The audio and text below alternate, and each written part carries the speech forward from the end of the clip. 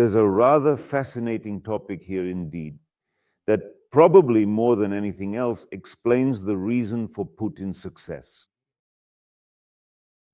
This explanation provides a clearer and more thorough understanding than you are likely to find anywhere else, making it an especially helpful resource for anyone interested in this topic. So, with that in mind, what is it that truly defines Putin's great strength? What's the secret? The continuation of a senseless, delusional war.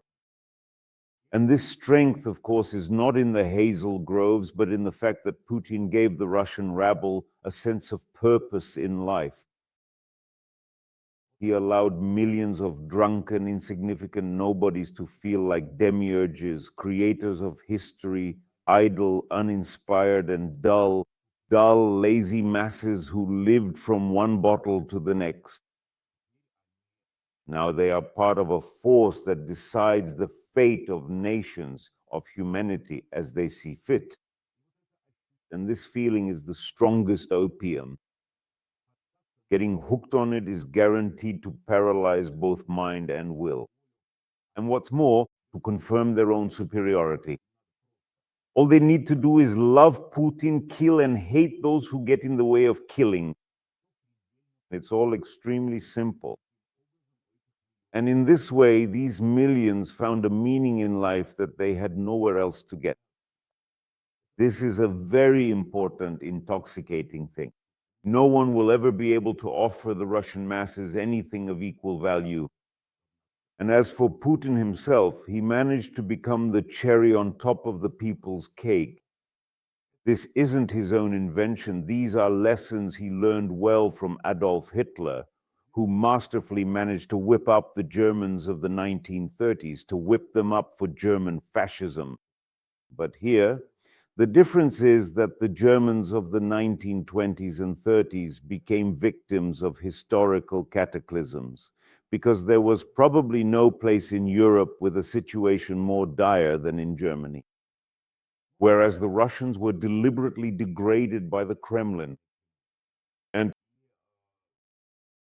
there you can see Putin, in yet another of his web broadcasts, he skillfully stokes Russian racism, explaining that the existence, for example, of occupied and subjugated small nations is possible only by the grace of Russia and at its command.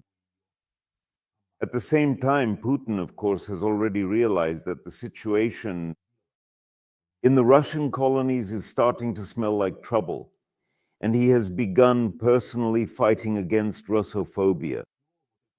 All of this natural reaction to his banditry, lawlessness, arbitrariness, wars, and killings, he calls aggressive Russophobia.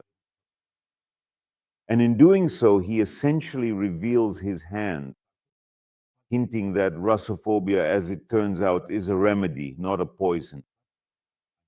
And unfortunately, dispelling this delusional haze of superiority by means less radical than Russophobia simply won't work. In other words, we once again come to the conclusion that Russophobia is a healthy, natural reaction to the aggressiveness and treachery of Russia. And this Russophobia can very well serve as an antidote for those who haven't yet fully mutated into a part of the Russian world, for those who are intoxicated by belonging to something great. We know that this myth of greatness was skillfully created, and it very easily took hold of a compact mind of the all-Russian riffraff, who now, just like Putin, see Russophobia everywhere.